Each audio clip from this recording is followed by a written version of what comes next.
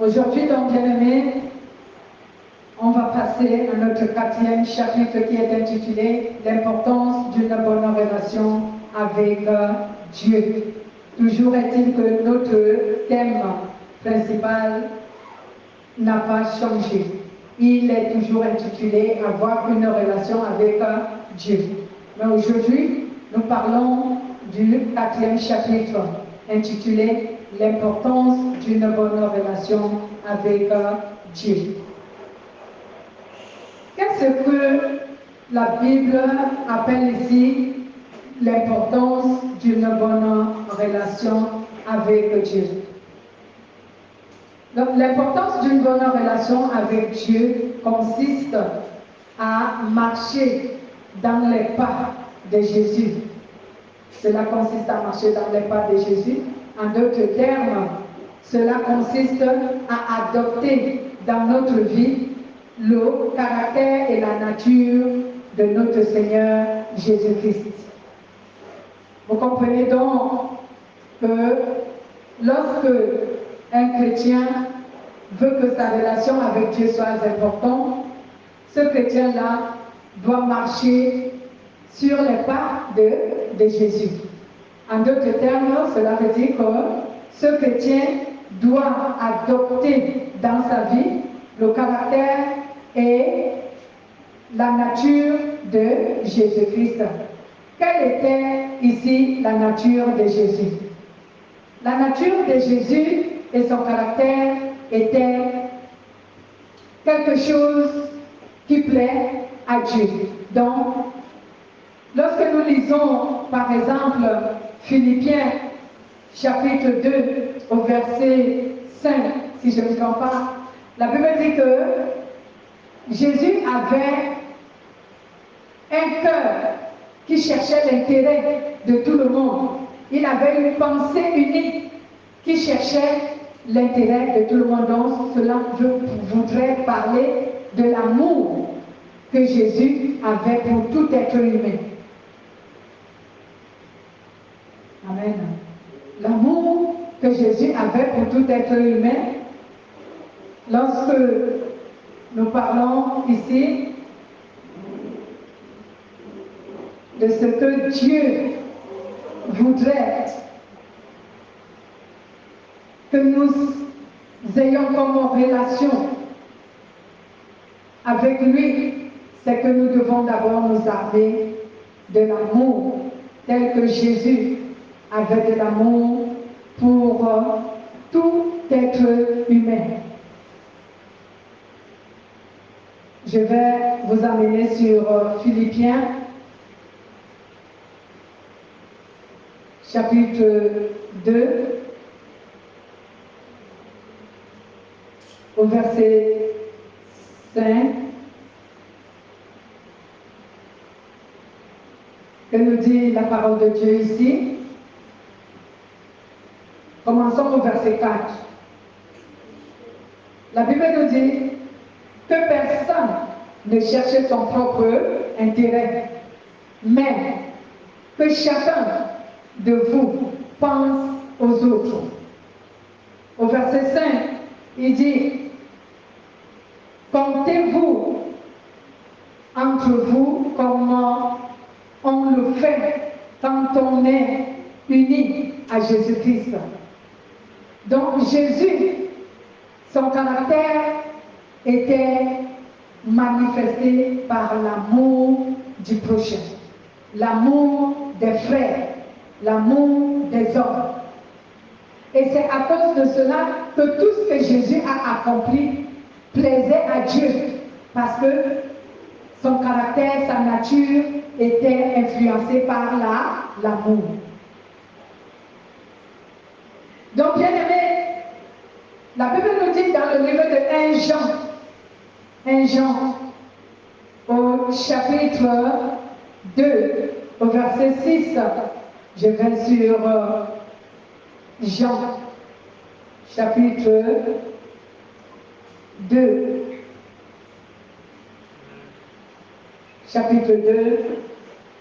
verset 6,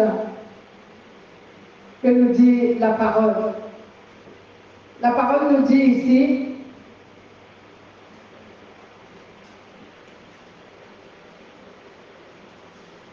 Suivez-moi, bien-aimés.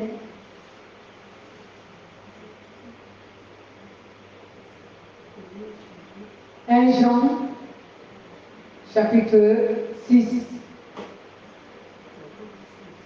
Oui, le livre de 1 Jean, chapitre 6. La Bible nous dit, celui qui déclare demeurer uni à Jésus doit vivre comme Jésus a vécu.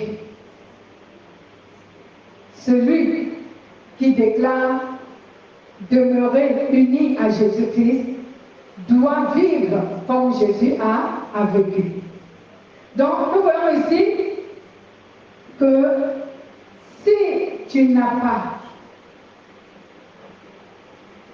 l'amour qui influence ton attitude, ton caractère, ta nature, et de quel amour je veux ici préciser, je vais être précis.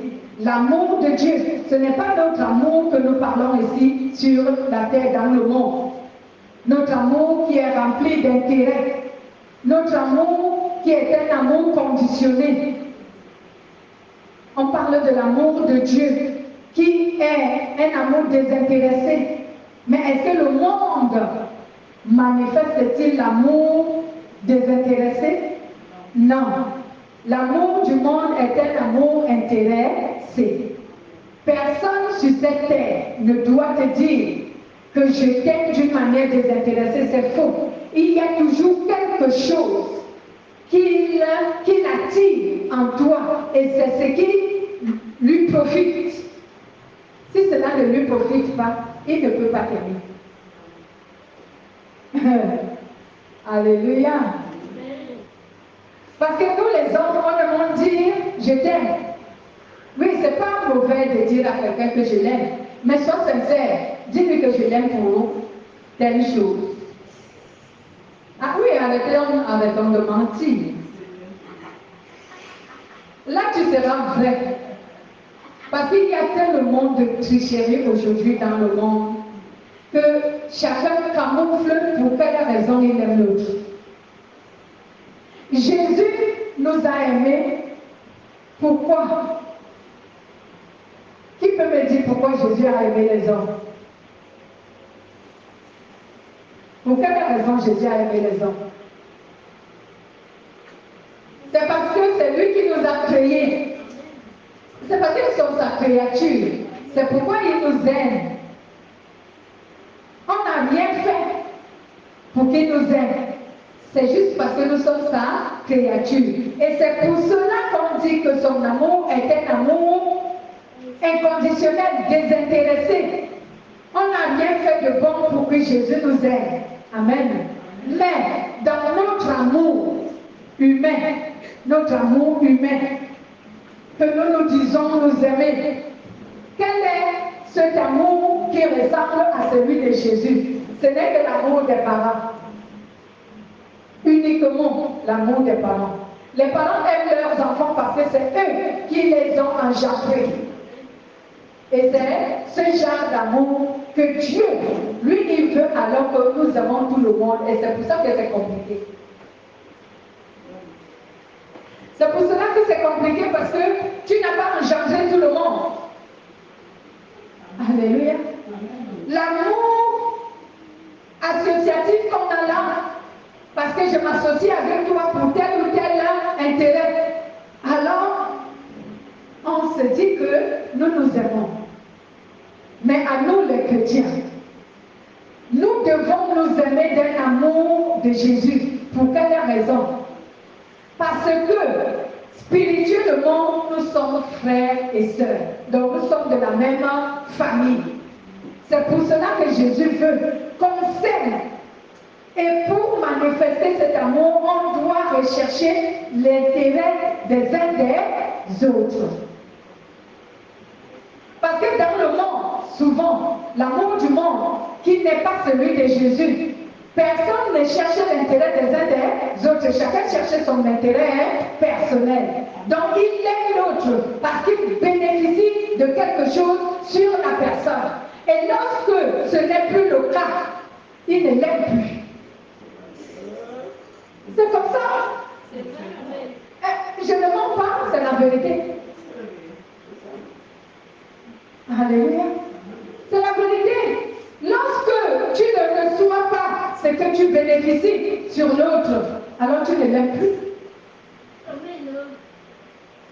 C'est pour cela que vous voyez que nous avons plusieurs relations comme nous avons appris, et ces relations-là prennent fin quelquefois.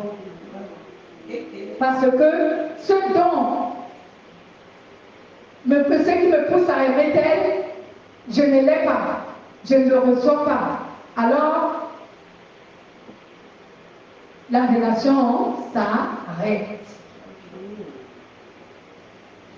Mais l'amour que Jésus nous donne, si nous nous aimons comme Jésus l'a dit, comme Jésus nous aime, comme les parents aiment leur progéniture, parce que c'est à ce niveau où je m'appuie, parce que cet amour est manifesté chez les hommes que sur les parents qui aiment leur progéniture. Est-ce que quand un père ou une mère aime ses enfants, qu'il lui fasse du bien ou qu'il lui fasse du mal, ils vont toujours aimer leurs enfants. Ils aiment toujours leur progéniture. Que leur progéniture leur donne ce qu'ils attendent d'eux ou qu'ils ne donnent pas ils aiment toujours leur progéniture. Parce que c'est leur progéniture. Mais lorsqu'on est amis, si je t'aime parce que toi et moi, on fait échange de quelques services, si je ne gagne pas ce service, je n'aime plus. Ainsi que les mariages, personne ne doit te mentir. Je vous dis que c'est le mensonge. Même le mariage est une société. J'avais dit que c'était une institution. C'est une société. Si tu ne donnes pas à l'homme ou à la femme, si la femme ne donne pas à l'homme, ce pourquoi il a aimé cette femme, le mariage là va finir. Ainsi que l'homme, si l'homme ne donne pas à la femme ce pourquoi il l'a aimé, le mariage là finit. C'est comme ça l'amour du monde. C'est pour cela que les gens se séparent. C'est l'amour du monde. Et ici, si nous voulons donc que notre relation avec Dieu soit importante, nous devons ôter de nos cœurs cet amour. L'amour, moi je surnomme ça associatif. Tu me donnes, je te donne. Tu ne me donnes pas, on s'arrête là. Alléluia. On doit retirer cet amour de notre conception de vie. Nous devons retirer cet amour de notre conception de vie. Parce que c'est ce que Dieu, lui, il a banni de son amour. C'est pourquoi vous pouvez voir qu'il y a des humains qui ne connaissent pas Dieu, mais tout simplement parce qu'ils sont ses créatures, il les aime. C'est pourquoi vous pouvez constater qu'un parent a mis au monde ses enfants sont désagréables. Ses enfants ne lui obéissent pas, ses enfants ne le respectent pas, ils ne lui donnent même pas quelque chose pour sa vie, mais ce parent-là continue toujours à aimer ses enfants. Est-ce que c'est de cet amour que nous avons aujourd'hui dans notre christianisme? Je ne crois pas que ce soit de cet amour. Sinon, déjà, on n'allait pas se séparer. Ni même nos églises n'allaient pas avoir plusieurs dénominateurs. Alléluia. On devait être un, mais c'est parce que ce n'est pas le cas. Donc, Jésus dit ici, Jean nous a interprété cette parole en disant, dans le livre de 1 Jean chapitre 2, au verset 6, il dit, celui qui dit qu'il demeure dans l'amour, comme Jésus a demeuré dans l'amour, alors que celui-là suit les pas de Jésus, que celui-là devienne le modèle de Jésus. Amen.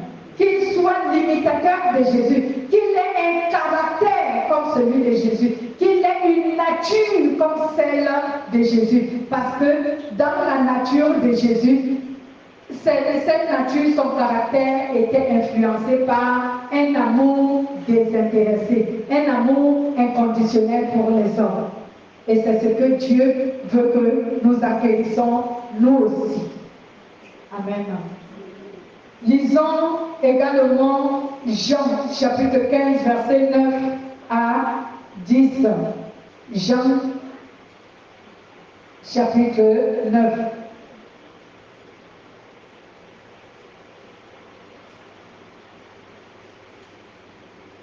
Je disais Jean chapitre 15.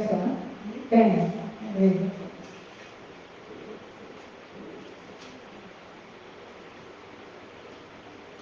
Jean 15 au verset 9 à 10.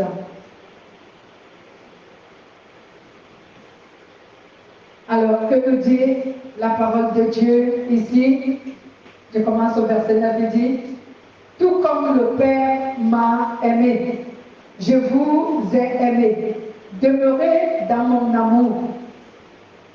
Si vous obéissez à mes commandements, vous demeurez dans mon amour, tout comme moi j'ai obéi au commandement de mon Père et que je demeure dans son amour. Alléluia.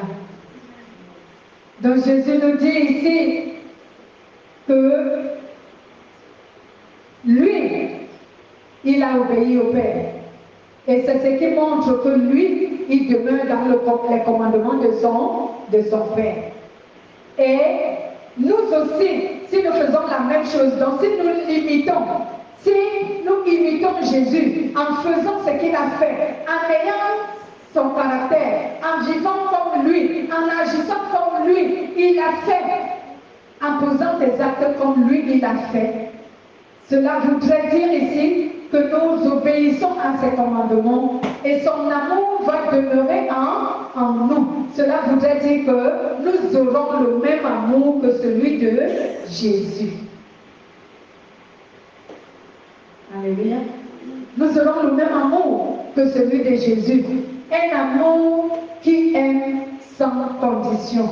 Un amour qui manifeste sans intérêt. Un amour qui aime juste parce que nous sommes les membres d'une même famille. Lisons également 1 Pierre. 1 Pierre.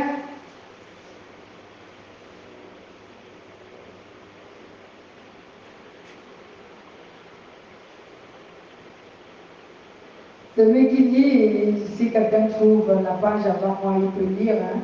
1 Pierre chapitre 2, verset 21.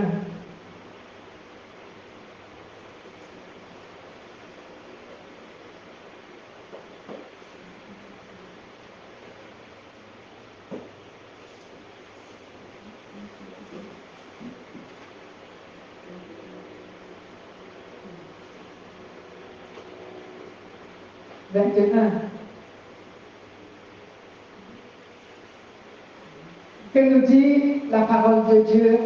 Je cite: par lui, vous croyez en Dieu, qui l'a ressuscité d'entre les morts et qui lui a donné la gloire. Ainsi, vous pouvez placer votre foi et votre espérance en Dieu.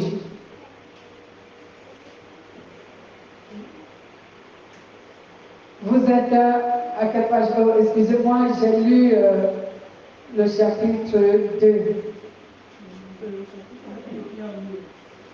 J'ai lu le chapitre 1, c'est ça? Oui, excusez-moi, je me suis rendu compte.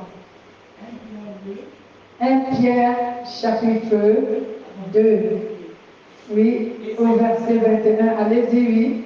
Et c'est à cela que vous avez été appelés, parce que Christ aussi a souffert pour vous, vous laissant un exemple, afin que vous suivez cette trace. Amen.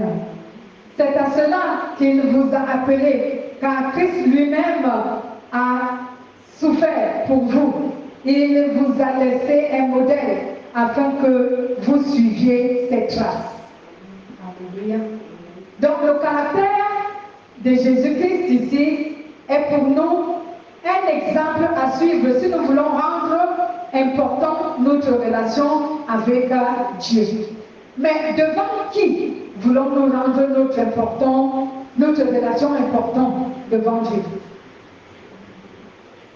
En dehors de ce que nous voulons que Dieu trouve que nous nous intéressons vraiment à la relation que nous avons avec lui, mais il faut également que notre relation soit importante. Notre relation avec Dieu devient importante aux yeux du monde. Parce que cela est également une forme d'évangélisation, une forme de témoignage des bienfaits de Dieu, de la présence de Dieu, de l'existence de Dieu dans la vie des hommes. Amen. Donc il faut également que le monde voie l'importance de notre relation avec Dieu. Il faut qu'il le constate, il faut qu'il le voie. Alléluia. La Bible déclare dans le livre de Jean chapitre 8, verset 28 à 29, que Jésus témoigne qu'il faisait toujours la volonté de son Père. Jésus n'a jamais failli à la volonté de son Père. Il faisait toujours la volonté de son Père, afin d'amener les hommes à aimer son Père et à connaître son Père. Amen. Donc Jésus a montré un exemple de l'obéissance qui fait en sorte que les gens aujourd'hui, toi et moi aujourd'hui, si nous croyons en Dieu, ce n'est pas parce que Dieu nous s'est révélé à nous soit dans un songe ou tout simplement parce que nous avons connu Dieu avant, mais non, c'est d'abord parce que Jésus a accompli tout ce qui permet aux hommes aujourd'hui de suivre Dieu et d'aimer Dieu. Si Jésus n'avait pas aimé Dieu et n'avait pas accompli tout ce que son Père lui demandait, bien aimé, tout le monde aujourd'hui, on n'allait pas avoir un exemple de l'amour d'un enfant pour son Père, de l'amour d'un fidèle pour son maître, de l'amour d'un chrétien pour le Saint-Esprit. Amen. Je vais ici lire Jean chapitre 8, verset 28 à 29. Voici ce que la parole de Dieu nous dit. Jésus ajouta, quand vous aurez élevé le Fils de l'homme, alors vous reconnaîtrez que moi, je suis, et que je ne fais rien par moi-même. Je dis seulement ce que le Père m'a enseigné. Celui qui m'a envoyé est avec moi. Il ne m'a pas laissé seul, parce que je fais toujours ce qu'il lui plaît. Donc vous voyez, Jésus dit, je fais toujours ce qui plaît à mon Père. Voici encore la manifestation du caractère de Jésus. Jésus a tellement aimé son Père qu'il fait et il a fait toujours ce que son Père lui a ordonné. C'est ça le caractère. La nature de Jésus, l'amour, et à cet amour s'ajoute l'obéissance. À cet amour se manifeste l'obéissance. Donc si toi et moi, nous voulons rendre notre relation avec Dieu importante, non seulement aux yeux de Dieu, mais aux yeux du monde, il nous faut obéir à Dieu. Il nous faut aimer les humains, parce que pourquoi nous devons aimer les humains? Parce que Dieu nous a dit que si nous voulons lui montrer que nous l'aimons, on doit d'abord aimer ceux qu'on voit. Amen. Et d'un amour désintéressé. Amen. Voilà. Et pourquoi, en aimant donc, excusez-moi, en aimant donc les hommes que nous voyons sur la terre, d'un amour désintéressé, c'est alors que nous allons rendre notre relation importante parce que le Seigneur va voir au travers de cet amour que nous les manifestons, le Seigneur va voir que nous lui obéissons. Je donne un exemple. Quelqu'un qui t'a fait du tort, mais tu lui pardonnes par amour pour lui et pour Dieu. Tu lui pardonnes pourquoi? Moi j'ai souvent dit aux gens, si je vous pardonne, c'est souvent pour 2 ou 3 raisons. Amen. La première raison, c'est parce que je ne veux pas aller en enfer. Donc je suis obligée de te pardonner si je ne veux pas aller en enfer. La deuxième raison, c'est pour te donner à toi aussi l'opportunité de ne pas aller en enfer. Donc je te pardonne pour ne pas te garder prisonnier. Amen.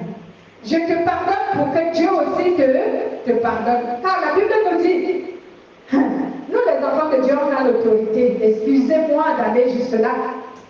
Parce que Dieu nous dit, celui à qui vous pardonnerez leurs péchés, ils leur seront pardonnés. Leurs péchés leur seront pardonnés. Mais celui à qui vous retiendrez leurs péchés leur seront retenus. On a appris ça lors de l'enseignement de la sanctification. Donc cela veut dire que si je ne te pardonne pas, Dieu aussi ne te pardonnera pas. Mais si je te pardonne et que je dis à Dieu de te pardonner, il va aussi te pardonner. Donc c'est pour te donner l'occasion à toi de ne pas aller en enfer. Mais le mécanisme voudrait que, même si j'ai dit à Dieu de te pardonner et que moi-même je t'ai pardonné, il faut que toi-même aussi tu demandes pardon. Parce que c'est là où il y a blocage. Si tu ne demandes pas pardon, même si j'ai dit à Dieu de te pardonner, toi tu seras fautif parce que tu n'as pas demandé pardon. Alléluia. Donc, voici, comme je disais, 2 ou 3 raisons pour lesquelles je pardonne. Et la troisième, c'est pour que Dieu me pardonne aussi. Alléluia. Parce que Dieu dit dans sa parole, si tu ne pardonnes pas à ceux qui t'ont offensé, moi aussi, je ne te pardonnerai pas tes offenses. Amen. Comme je ne veux pas que mes prières soient bloquées, comme je ne veux pas que Dieu me résiste, parce que je ne veux pas cela, bien-aimé. Je veux que lorsque je demande à Dieu quelque chose, qu'il m'exauce. Lorsque je demande quelque chose à Dieu, qu'il me réponde. Alors à cause de cela, parce que je ne veux pas avoir une prière ou une conversation avec Dieu qui soit stérile. Donc je veux que lorsque je parlais avec mon Père, qu'il me réponde. C'est pour cette raison que je pardonne. Donc 3 raisons. La première, c'est parce que je ne veux pas aller en enfer. La deuxième, c'est pour te donner toi aussi l'opportunité de ne pas aller en enfer. Troisièmement, c'est parce que je veux que mes prières soient toujours exaucées et que Dieu me pardonne moi aussi quand je succombe au péché. Alléluia. Donc, je disais donc, on prend cet exemple lorsque quelqu'un t'offense, bien-aimé, par amour, tu pardonnes. Par amour, pas parce qu'il mérite le pardon.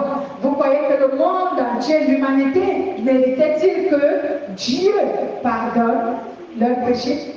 Est-ce que l'humanité méritait-elle que le Christ, le Dieu Tout-Puissant, monte sur la croix pour sa délivrance? Non. L'humanité ne le méritait pas. Parce qu'aucun être humain n'a regretté d'avoir offensé Dieu et d'aller vers lui pour demander pardon. Alléluia. Aucun être humain ne l'a fait.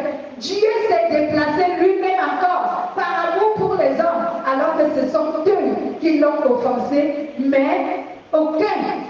Combien de temps Dieu a fait avant de monter sur la croix pour la délivrance de l'humanité? Qui s'est tourné vers Dieu pour lui dire pardonne le monde entier pour nous, pour leurs péchés? Personne. Personne ne l'a fait. c'est lui-même qui est encore revenu pour se donner en sacrifice pour que l'humanité soit délivrée. Tout cela par amour. On ne méritait pas que Dieu nous pardonne. Donc aujourd'hui, quand tu pardonnes quelqu'un, moi j'ai l'habitude quelquefois de dire ça à certaines personnes, je ne te pardonne pas parce que tu mérites. Je te pardonne pour les 3 raisons dont j'ai dit. Ce n'est pas parce que tu mérites. Et Dieu n'a pas pardonné l'humanité parce que l'humanité méritait le pardon. Dieu les a pardonnés juste par amour. Parce qu'il ne voulait pas que l'humanité périsse. Alléluia. Pas parce qu'on a mérité, on n'a pas mérité le pardon de Dieu. Parce qu'aucun de nous n'est allé devant Dieu pour demander pardon. Et même quand Apocalypse nous dit dans le livre de l'Apocalypse chapitre 5, quand Dieu a posé la question, qui va aller délivrer l'humanité de son péché et lui donner le moyen d'être sauvé? Aucun être humain ne s'est présenté pour le faire. Et aucun n'était digne de le faire. Alléluia. Lui-même, le Seigneur, est revenu pour accomplir ce dont il a toujours su faire, l'amour qu'il a toujours su manifester. Donc, bien-aimés, devenons donc les imitateurs de Jésus. Et ainsi, notre caractère et notre nature transformée à la lumière de la parole de Dieu rendra important notre relation avec Dieu. Donc si notre caractère et notre nature est influencée par l'amour que Dieu nous enseigne, alors notre caractère et notre attitude seront transformés et modélés à la lumière de la parole de Dieu, de telle sorte que nous allons être les hommes qui plaisent à Dieu. Alléluia. Nous serons donc les humains qui plaisent à Dieu. Et quand un être humain plaît à Dieu, que devient-il? Il devient la lumière du monde. Cet être humain devient quoi? La lumière du monde. Parce qu'il plaît à Dieu. On n'est pas la lumière du monde juste parce qu'on se fait appeler chrétien. Mais on est la lumière du monde parce qu'on plaît à Dieu. Parce qu'on est à l'image et à la ressemblance de Dieu. À partir de cet instant, on plaît à Dieu. Lisons toujours le livre de Jean chapitre 8 verset 12 qui nous dit ceci, je cite, Jésus leur adressa de nouveau la parole. Moi, je suis la lumière du monde. Celui qui me suit ne marchera pas dans l'obscurité, mais il aura la lumière de la vie. Il sera la lumière de la vie. Amen. Je disais tantôt que si tu es un chrétien, un croyant qui a revêtu le caractère et la nature de Jésus, tu deviens la lumière. La lumière de quoi? La lumière de Dieu dans le monde. Vous voyez que lorsque la Bible nous dit dans le livre de Matthieu chapitre 5 verset 14 à 16 que c'est vous qui êtes la lumière du monde. Vous voyez qu'on est la lumière du monde juste parce qu'on se fait appeler chrétien? Non. Alléluia. On est la lumière du monde parce qu'on est à la ressemblance et à l'image de Dieu. Quand on dit que quelqu'un est l'image et la ressemblance de Dieu, cela veut dire que cette personne ressemble à Dieu. Et par quelle nature ne ressemblons-nous à Dieu? Est-ce que c'est par notre apparence physique? Non. Dieu n'est pas un humain pour que nous puissions le ressembler. Alléluia. Est-ce que Dieu est un humain? Dieu n'est pas un humain pour que toi et moi, nous lui ressemblons. Dieu est un esprit, n'est-ce pas? Dieu est un esprit et lorsqu'il faut ressembler à Dieu, il faut donc que tu sois comment? Tu sois comment? Tu sois esprit et alléluia, je vais m'expliquer. Voilà. Il faut savoir que lorsque tu es un véritable enfant de Dieu et que tu es habité par la parole et l'Esprit de Dieu, tu es, on a appris ça ici. Quand il dit que vous êtes les auditeurs oublieux, vous oubliez vite parce que vous n'allez pas consulter vos enseignements. On a appris que lorsque tu es habité par le Saint-Esprit et la parole de Dieu, tu es à moitié humain, à moitié esprit. C'est pour cela que Jésus a dit dans le livre de Jean, chapitre 10, il dit aux pharisiens, est-ce que Moïse ne vous a pas dit que vous êtes des petits dieux? N'est-ce pas? Moïse ne vous a peut-être pas dit que vous êtes des petits dieux. Cela veut dire que vous êtes des esprits. Cela se trouve dans le livre de Jean chapitre 10. Jean chapitre 10 au verset 34. Au verset 34, la Bible dit, Jésus leur répondit, n'est-il pas écrit dans votre loi, je dis, vous êtes des dieux? Donc vous êtes des petits dieux, vous êtes des dieux. Cela veut dire que vous êtes esprit à moitié humain. Parce que l'Esprit de Dieu fait de vous une partie esprit et une partie reste humaine. Alléluia. Oh Jésus, merci.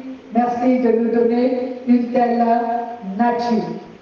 Donc je disais tantôt que si nous devenons les imitateurs de Jésus-Christ, et ainsi donc notre caractère et notre nature qui est transformée à la lumière de la parole de Dieu rendra notre relation avec Dieu importante.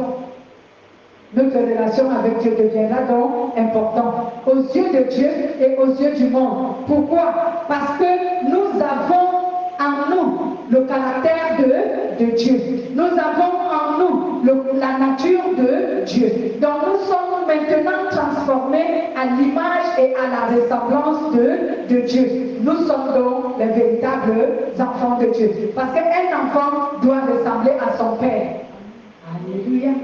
Jésus lui-même dit dans l'une de ses paroles, il dit, croyez-vous qu'un disciple est plus que son maître? Non, mais un disciple est à l'exemple de son maître. Alléluia. Un disciple est à l'exemple de son maître. Donc si la parole nous dit donc que nous sommes la lumière du monde, nous sommes donc les êtres en esprit. Donc la lumière de Dieu brille en nous. Je veux d'abord qu'on lise cette partie avant que je ne fasse une profonde analyse de cette parole qui fait d'un être humain chrétien et croyant en Jésus-Christ la lumière du monde. Matthieu chapitre 5 verset 14 jusqu'au verset 16. Il est écrit: c'est vous qui êtes la lumière du monde. Une ville construite sur une montagne ne peut être cachée. On n'allume pas une lampe pour la mettre sous un boisseau. Au contraire, on la place sur le porte-lampe, d'où elle brille pour tous ceux qui sont dans la maison. C'est ainsi que votre lumière doit briller aux yeux de tous, afin que chacun voie le bien que vous faites et qu'il loue votre Dieu qui est dans les cieux. Parole du Seigneur. Donc, nous ne sommes donc pas la lumière du monde parce que nous nous faisons appeler chrétiens. Mais nous sommes la lumière du monde parce que nous sommes habités et investis par la nature et le caractère de Dieu, qui nous donne la ressemblance et l'image de Dieu. C'est ce qui fait de nous la lumière. Donc tu n'es pas la lumière du monde parce que tu chantes les louanges de Dieu. Tu n'es pas la lumière du monde parce que tu prophétises. Tu n'es pas la lumière du monde parce que tu as les visions.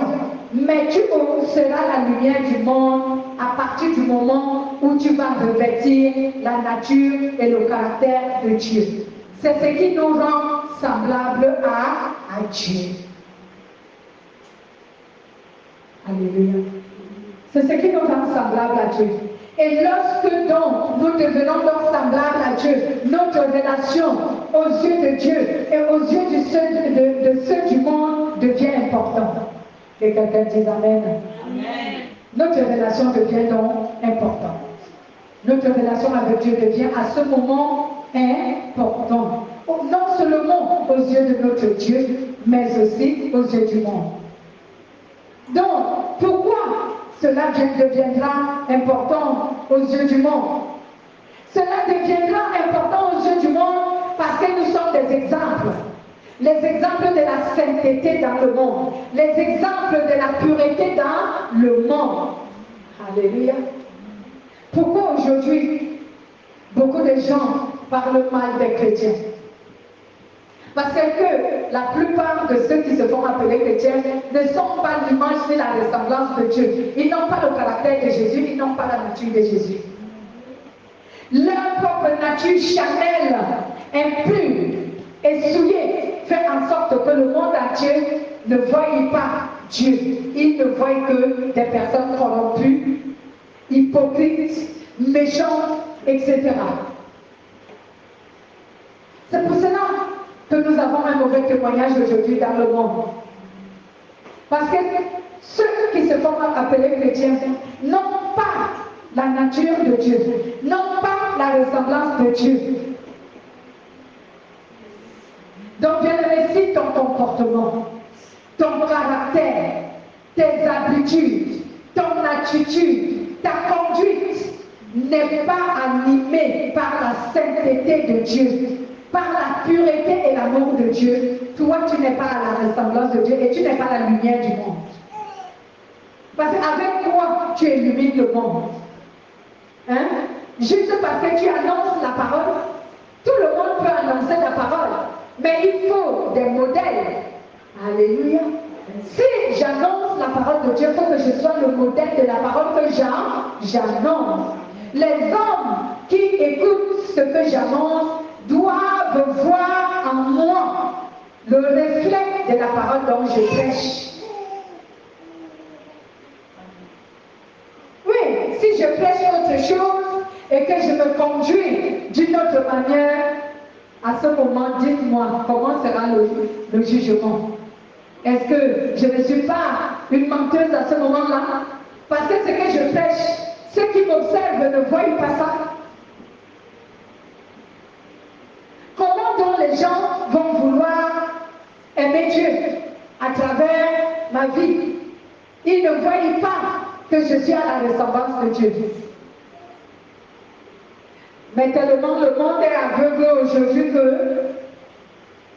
les gens aujourd'hui ne regardent même plus les leaders des églises avant d'aller dans leur église. Aujourd'hui, c'est qu'on regarde. Est-ce qu'elle a la voiture? Est-ce qu'elle roule? Elle se déplace en voiture ou à pied? Est-ce qu'elle se déplace en avion? Est-ce qu'elle a une grande maison? Est-ce que ceci? Donc si on me voit que j'ai toutes ces choses, est-ce qu'elle voyage? Si on me voit que j'ai toutes ces choses, alors les gens vont commencer à me suivre. Parce que pour eux, ils vont dire, oh non, Dieu agit tellement dans la vie de cette dame-là. Elle a la voiture, elle voyage quand elle veut, elle a même un jet privé, elle a une grande maison, elle a ceci, elle a cela. Alors les gens vont me suivre à cause de ça. C'est pour ça que vous voyez aujourd'hui, beaucoup de pasteurs se tuent pour avoir ces choses, parce que c'est ce qui attire ceux qui viennent dans leurs églises. Alors quand ils donnent un message, on croit à ce message. On ne vérifie même plus. Est-ce que son attitude, son comportement reflète la vérité, la parole de Dieu? Non, on ne s'intéresse pas à ça. On s'intéresse à ce qu'il possède. C'est comme ça que ça marche aujourd'hui. Donc aujourd'hui, c'est plutôt la publicité. Ce n'est plus la parole de Dieu. C'est plutôt une publicité. Alors, je veux être un grand pasteur. Il faut que je veux avoir une église qui est remplie, qui est nombreuse. Il faut que je cherche à avoir l'argent à tout prix. Peu importe d'où mon argent vient, on ne va pas regarder la source et la provenance de mon argent ou de ma richesse. On va juste regarder que je suis riche. On va juste regarder que j'ai tel bien du monde. Alors, pour eux, puisque j'ai tout cela, Dieu œuvre en moi et les gens vont venir à moi. Ils ne vont pas venir à Dieu, hein, ils vont venir à moi. C'est la vérité. Ils ne vont pas à Dieu, ils vont aux hommes. C'est pas à Dieu qu'ils vont. Ils ne vont pas dans ces églises pour chercher Dieu. Ils vont pour le pasteur. Parce qu'ils voient la position du pasteur. C'est pour cela que vous voyez les hommes de Dieu et les servants de Dieu s'étudient aujourd'hui pour être riches, pour être célèbres, pour être je ne sais quoi, afin que cela attire vers eux les soi-disant chrétiens. C'est ça, c'est comme ça aujourd'hui. C'est pour moi, je vois qu'aujourd'hui, le christianisme est devenu commercial. Il faut faire une bonne publicité. Et pour faire une bonne publicité, il faut que tu aies une bonne apparence. Et cette bonne apparence doit refléter de tout ce qui brille comme de l'or. Et pourtant, la Bible déclare que tout ce qui brille n'est pas l'or. Mais on ne voit pas ça. Oui, bien aimé, est-ce qu'aujourd'hui, les chrétiens vont dans une église parce qu'ils voient le caractère du pasteur, ou parce qu'ils voient la nature du pasteur, ou parce qu'ils voient la nature des chrétiens de cette église? Non, ils ne vont pas dans une église pour ça. Ils vont, mais si je vous mens, c'est parce que je ne veux pas me corrompre. Parce que si je me corrompais et que demain, je deviens riche, vous allez voir que ce n'est plus dans cet édifice que nous allons rester. On va chercher une grande édifice pour avoir des réunions. Parce que beaucoup de gens vont venir à moi. Ils ne vont plus venir à Jésus, ils vont venir à moi. Parce qu'ils vont suivre ce que je suis. Amen. C'est ce qui se passe aujourd'hui. C'est ce qui se passe. Mais dans la vérité, bien aimé, la vérité c'est que lorsque tu deviens la lumière du monde, c'est que ton caractère a revêtu celui de Jésus. C'est que ta nature a revêtu celle de Jésus. Et nous avons dit que la nature de Jésus, c'est la sainteté, la pureté, la justice, l'amour. C'est ça le caractère de Jésus. Donc toi et moi, si donc nous revêtons tout cela, nous allons devenir la lumière du monde. Parce que nous sommes transformés à l'image de Jésus. Donc le monde va savoir que nous sommes dans la lumière. Mais comme le monde aujourd'hui ne voit que ce qui brille, ce sont les démons qui sachent que nous, on est les enfants de Dieu.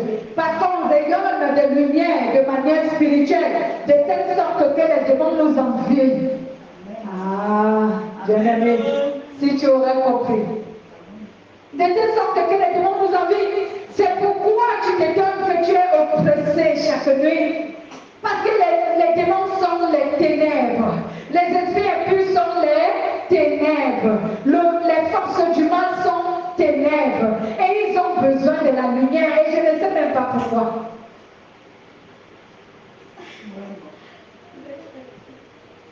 Ils sont ténèbres. C'est pour cela que lorsque tu rayonnes de lumière, ils savent que celui-là appartient à Jésus. Et c'est comme cela qu'ils t'oppressent chaque jour et chaque nuit. Chaque jour et chaque nuit. Tu n'es pas un chrétien qui dort tranquillement comme les autres, qui dorment en paix, sans qu'un esprit impur vienne t'oppresser, sans qu'un esprit impur vienne t'attaquer, sans qu'un sorcier ne vienne t'attaquer.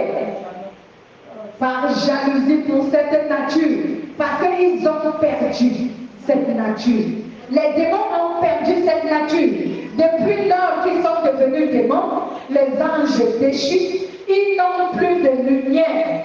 Alors comme toi tu as la lumière de Dieu, tu es une étoile brillante, alors chaque nuit tu as la visite nocturne des démons et des sorciers pour venir t'embêter. C'est par jalousie qu'ils le font. Ce n'est pas parce que tu auras fait du mal à quelqu'un, ce n'est que par jalousie. Celui-là rayonne de lumière. Il brille, il scintille de lumière. Pourquoi? Donc il faut aller l'injecter, les ténèbres. Il complique, il vient donc œuvrer contre ta vie pour compliquer ta vie afin que tu retournes dans le péché. Et si tu retournes dans le péché, tu redeviens ténèbres au lieu d'être la lumière. Voici donc, je vais lire une dernière référence de Philippiens au chapitre 2, au verset 15. Verset 15.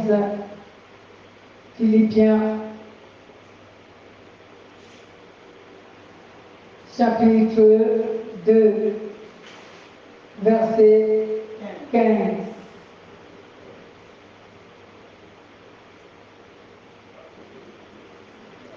Si quelqu'un trouve avant moi, va lire.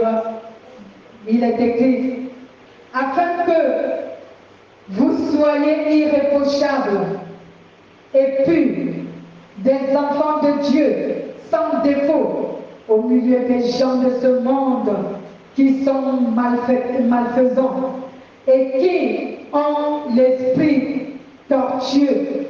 Vous devez briller parmi eux comme des lumières dans le monde. Amen. Oui, afin que vous soyez irréprochables et purs, des enfants de Dieu sans défaut, au milieu des gens de ce monde qui sont malfaisants et qui ont l'esprit tordu. Vous devez briller parmi eux comme des lumières dans le monde. Donc, bien aimé, tu veux rendre ta relation importante aux yeux de Dieu et de ceux du monde. Il faut que tu cherches à acquérir le caractère de Jésus et la nature de Jésus. Et cela fera de toi un être à la ressemblance et à l'image de Jésus. Et pour que tu deviennes cette nature, il faut que tu demeures obéissant à Dieu, ce qui va te donner la sainteté, la pureté, et cela va te rendre juste et saint devant Dieu. Et ainsi, tu deviendras donc la lumière qui éclaire le monde. Et c'est ainsi que les hommes vont remarquer que ta relation avec Dieu est importante et ils sauront dans le monde que cette relation est également agréable et importante. Amen. Soyez donc bénis et c'est ici qu'on s'arrête.